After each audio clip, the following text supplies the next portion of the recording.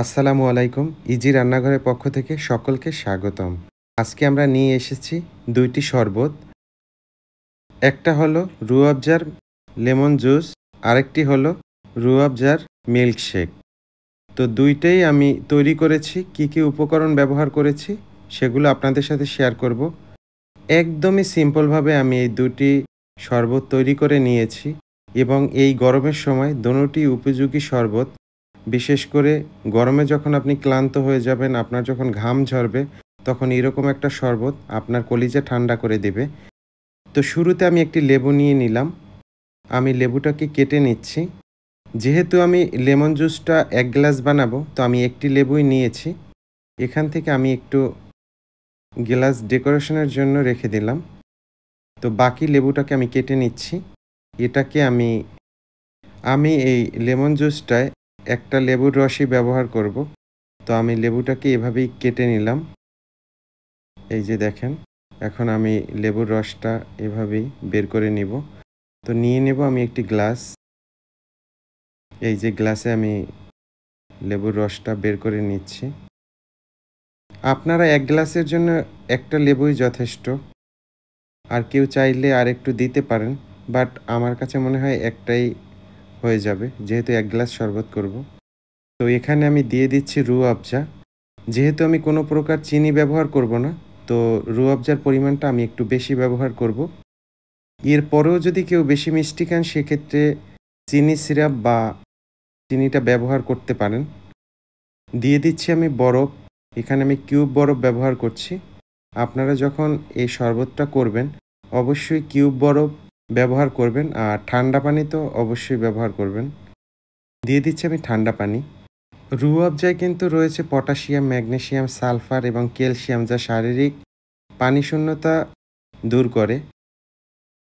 রক্তে হিমোগ্লোবিনের পরিমাণও কিন্তু বাড়ায়। তো আমি রুহ আফজাটাকে মিশিয়ে নিচ্ছি। এটা খেতে কিন্তু অনেকটাই প্রশান্তি দেয়। বিশেষ করে গরমের সময়টায় এবং রমজান মাসে আমরা এটা অনেকবার খেয়েছি সারাদিন রোজা রাখার পরে। তো আমি এখানে একটু ডেকোরেশনের জন্য লেবু ব্যবহার করছি। আর ১ পিস লেবু আমি দিয়ে দিলাম গ্লাসে। এই যে তৈরি হয়ে গেল আমাদের রুহ আফজার লেমন জুস। একদমই সহজ একটা পদ্ধতি। কেউ চাইলে এখানে ২-১ টা পুদিনা পাতা ব্যবহার করতে পারেন। এখন আমি তৈরি করে নেব রুহ আফজার মিল্কশেক। তো মিল্কশেকটা তৈরি করার জন্য আমি আগেই দুধ ফ্রিজে রেখেছিলাম ঠান্ডা করার জন্য। তো দিয়ে দিলাম আমি গ্লাসে রুহ আফজা। এখানেও আমি চিনি ব্যবহার করব না। পুরো মিল্কশেকটাই হবে রুহ আফজার মিষ্টি দিয়ে। যতটুকু মিষ্টি এখানে রয়েছে সেটাই। তো এজন্য আমি একটু বেশি পরিমাণে রুহ আফজা ব্যবহার করেছি। আপনারা কেউ চাইলে এক্ষেত্রে আরেকটু চিনিও ব্যবহার করতে পারেন। দিয়ে দিলাম কিউব বরফ। এখন আমি দিয়ে দিচ্ছি লিকুইড দুধ। এখানে আপনারা লিকুইড দুধটাকে অবশ্যই ঠান্ডা করে ব্যবহার করবেন। এই যে দেখুন, এখন আমরা শুধুমাত্র রুহ আফজার সাথে দুধটাকে খুব ভালোভাবে মিশিয়ে নেব। তৈরি হয়ে গেল আমাদের মিল্কশেক। প্রচণ্ড জ্বরের সময় শরীরের তাপ কমাতে কিন্তু রুহ আফজা অনেক উপকারী।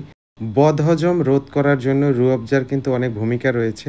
হৃদযন্ত্রের কার্যক্ষমতা বাড়ানোর ক্ষেত্রেও কিন্তু রুহ আফজার অনেক ভূমিকা রয়েছে। তো আমার মনে হয় আমাদের এটা খাওয়া উচিত।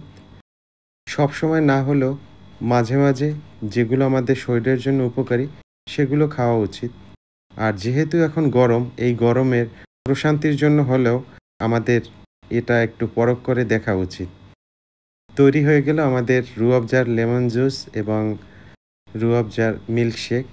ধন্যবাদ জানাচ্ছি সকলকে ভিডিওটি দেখার জন্য। আমাদের চ্যানেলে যারা নতুন রয়েছেন চ্যানেলটিকে অবশ্যই সাবস্ক্রাইব করে দেবেন। বেল আইকনটি অন করে দিবেন। প্রতিনিয়ত আমরা ভিডিও করছি, আমাদের ভিডিও পেয়ে যাবেন। আবারও ধন্যবাদ এবং শুভকামনা। ভালো থাকবেন।